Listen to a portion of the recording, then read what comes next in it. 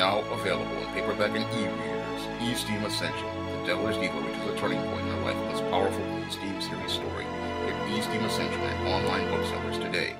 A couple of hours after I posted the video talking about how these Afro-American Negro females were organizing a boycott against the Black Panther movie, several people on my Facebook feed tried to tell me that this whole plan to boycott the Black Panther movie was a hoax. And I had to sit down and say to myself, how is it a hoax when I literally saw a hashtag on Twitter circulating talking about boycott the Black Panther movie? And how is it a hoax when I saw several tweets that were presented talking about boycotting the Black Panther movie, all because Michael B. Jordan been alleged to have dated this Cuban Instagram model? And there were several articles that discussed the same idea online. However, many of these Afro-American Negroes are sitting there telling me that it's a hoax, when in actuality it is the Afro-American Negro male and the Afro-American Negro female trying to backpedal. And the reason why they are backpedaling is because they do not want to alienate their white slave masters. When it comes down to this Afro-American Negro and this Black Panther movie, there is a lot of dysfunction circling around it. And this dysfunction related to this Afro-American Negro female, in that she does not want to alienate her white slave masters, because she realizes that Disney, the company that is producing the Black Panther movie, also produces programs like The Bachelorette and like Scandal. And if she talks about boycotting this Black Panther movie, then she literally risks alienating her white slave masters, and that will give them a reason to stop producing content like Scandal or The Bachelorette, which features her deifying and worshiping white men. So that's why these Afro-American Negro females have backpedaled as related to this Black Panther movie. They realized that they were getting ready to bite the hand that fed them if they went after this Michael B. Jordan. Because when it comes down to the bigger picture, the Afro-American Negro female does not bite the hand of God. For her, she will sit there and deal with whatever God throws at her, but she will never go against her God. She saw that if she organized this boycott against this Black Panther movie, she was actually organizing a boycott against white men. And she did not want to alienate white men in the same way that these white females have alienated white men as part of this Me Too movement. So if they said to themselves, we do not want to alienate these white men, we want to be in the favor of these white men, so we do not want to organize a boycott against this product. Yes, they have an issue with this Michael B. Jordan being with this Cuban woman. However, they don't want to alienate that white man who runs the Disney Corporation, or the white men who run the Disney Corporation, because the Disney Corporation produces the content that they enjoy, like Scandal and The Bachelorette and How to Get Away with Murder, all shows that feature her being in the arms of that white man she deifies and worships, and worships the ground he walks on. And they don't want to turn that white man off by going out here and organizing a boycott against one of his products. Now, when it comes down to this Afro-American Negro, he has another set of reasons for backpedaling on the whole boycott the Black Panther movie narrative. And the reasons that many of these Afro-American Negroes have for backpedaling on this whole Black Panther boycott narrative is this. Again, they do not want to alienate their white liberal slave masters, especially a lot of these Negro nerds, because a lot of these Negro nerds, they have been in an uproar or a tizzy over any sort of criticism of this Black Panther trailer, this Black Panther teaser. And when I would make those critiques, these were the guys who fought the hardest against it. And the reason why they fought so hard against it is because they have a covert contract where they believe that if they go out here and vehemently support this Black Panther movie, what will happen is this will lead to Disney going out here and making more movies featuring black characters.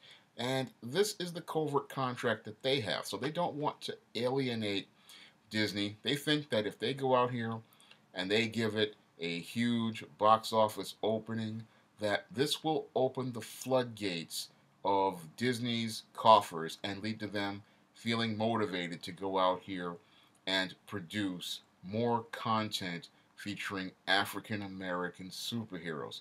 Even though the Marvel catalog only has a handful of characters out there, and even though Marvel or Disney has no real incentive to go out here and produce superhero content. If we look at the catalog of content that Disney has produced, we see that this argument doesn't wash, but the Afro-American Negro, in spite of seeing a catalog of characters like Finn, who was presented like a joke, or seeing shows like Scandal and The Mayor being produced by your Disney Corporation, which feature a black man as a minstrel and feature black women deifying and worshiping white men. This is the type of content that is the standard for Disney.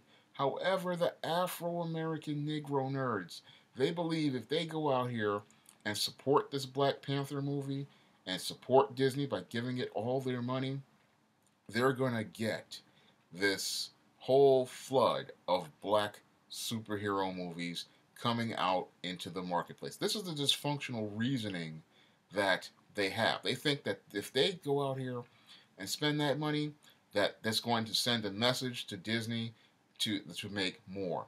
And that has never been the case. If we look at 1998's Blade, that revived the entire superhero movie genre after George Clooney's Batman and Robin literally destroyed the entire genre, we did not see an uptick or a surge of black superhero movies. No, and that's even with the face of Wesley Snipes literally reviving this entire dead genre to the point where people felt confident enough into it to revive it and then bring it back to being the multi-billion-dollar industry.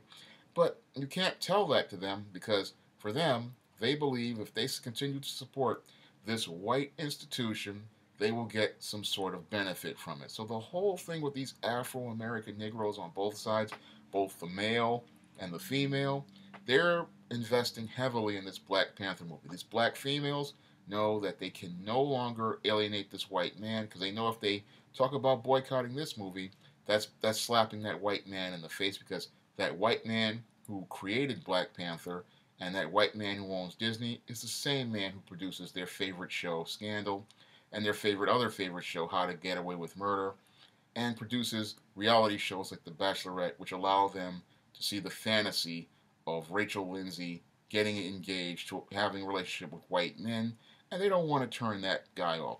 And on the other flip side, these Afro-American Negroes, they have this dream that one day after the Black Panther movie opens big, they will be able to see all these other black superheroes on screen, and that's a delusion of grandeur that they have, and this is why they're saying now, oh, it's a hoax that there was a boycott of the Black Panther movie due to the fact that they heard that Michael B. Jordan was out here with a Cuban Instagram model.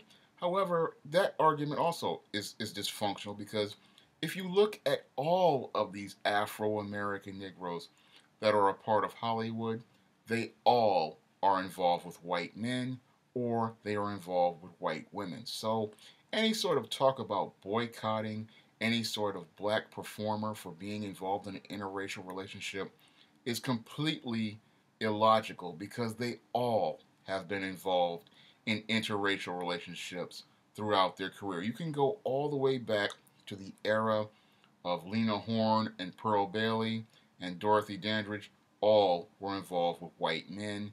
All have been, and all the guys like Sammy Davis Jr., Sidney Poitier, all were involved with white women. So, and this was even during the time when there were miscegenation laws and policies against interracial relationships. So people getting upset over a guy like Michael B. Jordan being involved with a Cuban Instagram model, that's just, again, that's not an even logical argument for even organizing a boycott because what happens is all of these Afro-American Negroes, this is what they do in Hollywood. And for them to talk about boycotting this movie in the same way they talked about boycotting Nate Parker's movie, again, completely illogical when you consider that all of these celebrities who are black in Hollywood have been out here having these interracial relationships for years. And many of these black women who were talking about organizing these boycotts themselves would want to be in interracial relationships with white men if white men paid them some sort of attention. When I look at all of this Black Panther movie and the controversy that's constantly swirling around it, I see a bunch of dysfunctional Afro-American Negroes who are sitting there doing everything in their power to try to seek white validation and approval when they have all the tools to go out here and make their own material and make their own projects. I mean, we have streaming out here, so we don't need no covert contract with white people to go out here and make our own black superheroes. I mean, there are stuff like Body Jumpers out here. Those guys are making black superheroes and black fantasy, and they've been doing it for years without seeking white approval. But considered to some of these Afro-American Negroes, we need that type of approval and attention in order to further advance the race. And that's what's so completely backwards about it again, because we have all these great black filmmakers, all these great black actors, all this great black wealth.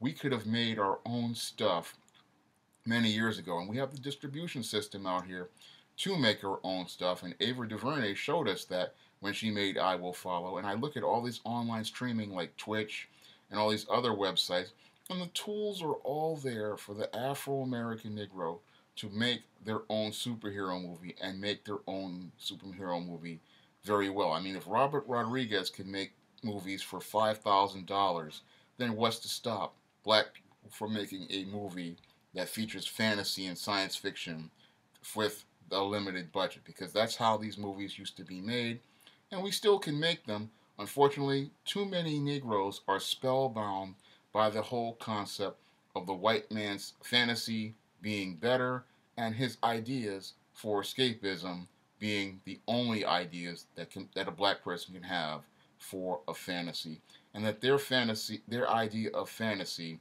is the only fantasy we can have, and we can't imagine a world in a darker shade of black.